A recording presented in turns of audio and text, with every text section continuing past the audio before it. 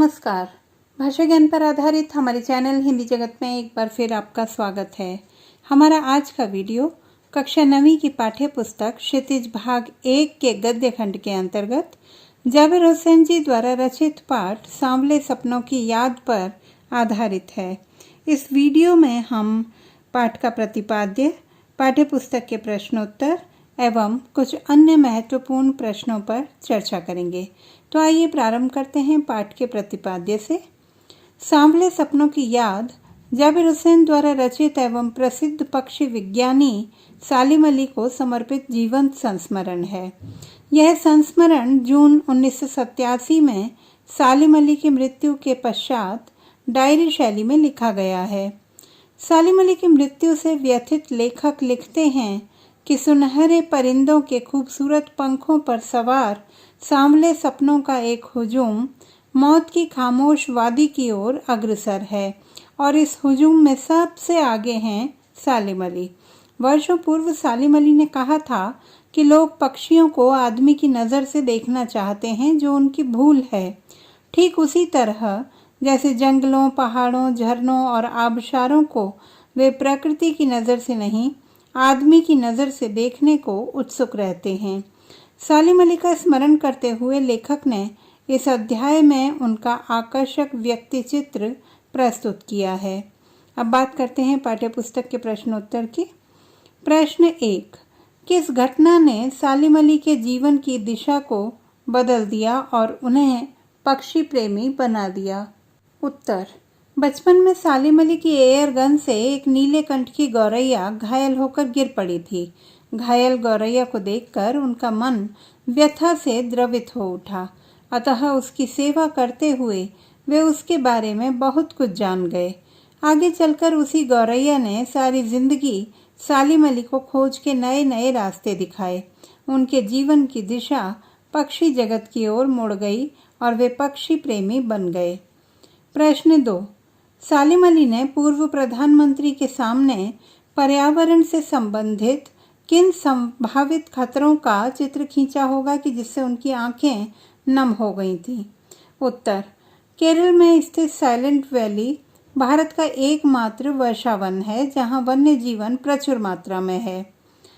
कुछ सरकारी योजनाओं के कार्यान्वयन हेतु सरकारी कदमों से उसे खतरा पैदा हो गया था। तब संपूर्ण भारत के पर्यावरण प्रेमी चिंतित हो उठे थे। सालिम अली ने भी तत्कालीन प्रधानमंत्री चौधरी चरण सिंह से मुलाकात कर उन्हें व्यापक विनाश का चित्र खींचते हुए बताया होगा कि यदि उसे नहीं बचाया गया तो वन्य पशु पक्षियों और वनस्पतियों की अनेक प्रजातियां सदा के लिए नष्ट हो जाएंगी। आने वाली पीढ़ियां उन्हें देख नहीं सकेंगी। धीरे धीरे केरल का हरा भरा प्रदेश थार का रेगिस्तान बन जाएगा। क्या कोई देश प्रेमी ऐसा होने देगा? चौधरी साहब ग्रामीण पृष्ठभूमि के नेता थे, इसीलिए सालिम अली की बातें सुनकर उनकी आंखें नम हो गईं। प्रश्न 3, लॉरेंस की पत्नी फ्रीडा ने ऐसा क्यों कहा होगा कि मेरी छत पर बैठने वाली गौरैया लॉरेंस के बारे में ढेर सारी बातें जानती है?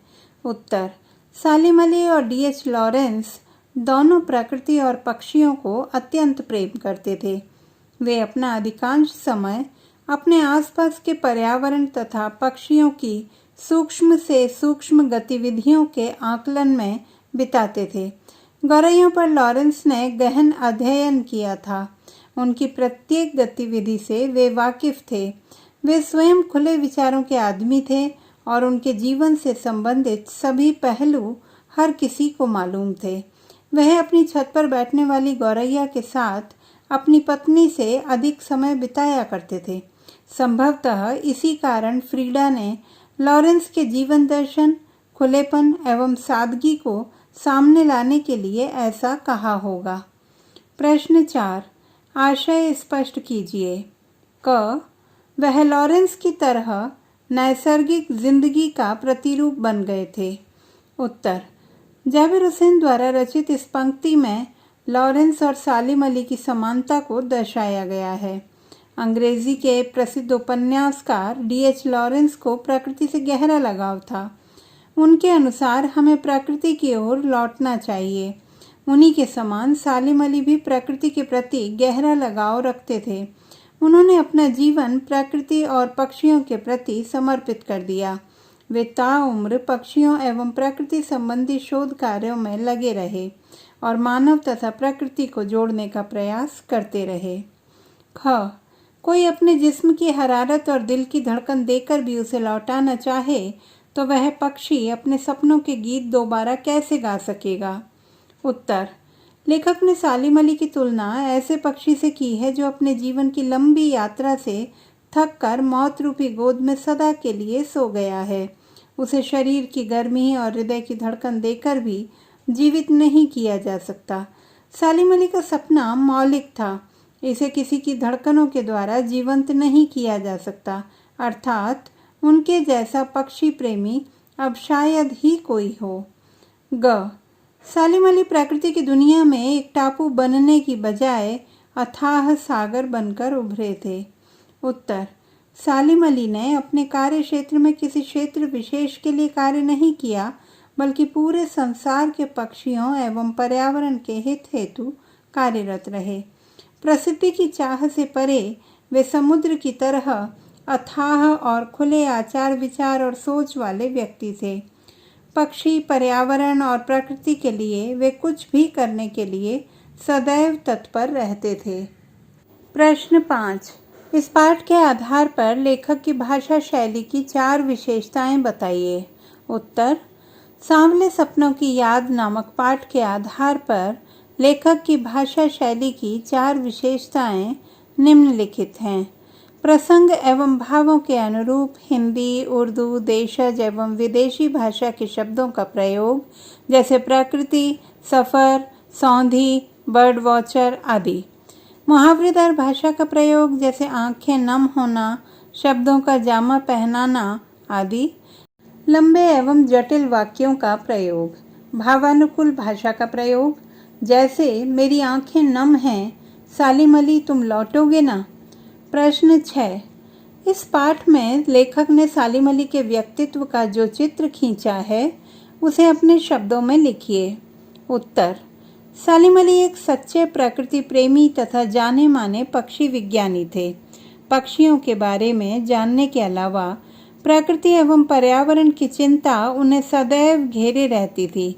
अपने भ्रमणशील जीवन में वे सदैव अपने कंधों पर सैलानियों सा बोझ लटकाए, गले में दूरबीन टांगे, पक्षियों की खोज में दूर दराज के क्षेत्रों में निकल जाया करते थे। पक्षियों की खोज में दुर्गम स्थानों पर घंटों बैठते और अंततः कुछ न कुछ खोज कर ही लाते थे। जंगलों, पहाड़ों और झरनों को वे उन्हीं की नज़र से देखते थे। पक्षियों का मधुर संगीत सुनकर उनके भीतर रोमांच का सोता फूट पड़ता था। वे प्रकृति की दुनिया में अथाह सागर बनकर उभरे थे। पर्यावरण की चिंता को लेकर वे तत्कालीन प्रधानमंत्री चौधरी चरण सिंह से भी मुलाकात कर चुके थे। प्रश्न 7। सांवले सपनों की याद शीर्षक की सार्थकता पर टिप्पणी कीजिए। उत्तर, सांवले सपनों की याद संस्मरण में लेखक ने प्रसिद्ध पक्षी विज्ञानी सालिम अली के व्यक्तित्व और उनके पक्षी प्रेम का वर्णन किया है। पक्षियों के बारे में अधिकाधिक जानकारी प्राप्त करना ही सालिम अली का एकमात्र सपना था, जिसे साकार करने हेतु उन्होंने अपना पूरा जीवन समर्पित कर दिया था। संपूर्ण संस्मरण सालिम अली के पक्षी प्रेम और पक्षियों के लिए किए गए उनके त्याग से भरा पड़ा है। अतः सालिम अली के संपूर्ण व्यक्तित्व को देखते हुए सांवले सपनों की याद शीर्षक पूर्णतः सार्थक है। प्रश्न 8। प्रस्तुत पाठ सालिम अली की पर्यावरण के प्रति चिंता को भी व्यक्त करता है। पर्यावरण को बचाने के लिए आप कैसे योगदान दे सकते हैं? उत्तर, पर्यावरण को बचाने के लिए हम निम्नलिखित रूप में अपना योगदान दे सकते हैं। स्वच्छता अभियान चलाकर, खाली स्थानों पर वृक्षारोपण करके, पेड़ों की अंधाधुंध कटाई रोककर, प्लास्टिक से बनी वस्तुओं का कम से कम प्रयोग करके, फैक्ट्रियों से निकले दूषित पानी और कचरे का उचित तरीके से निपटान करके, पर्यावरण के प्रति लोगों को जागरूक करके, आसानी से सड़कर ज़मीन में मिल जाने वाली अर्थात बायोडिग्रेडेबल वस्तुओं का प्रयोग करके। अब बात करते हैं कुछ अन्य महत्वपूर्ण प्रश्नोत्तर की।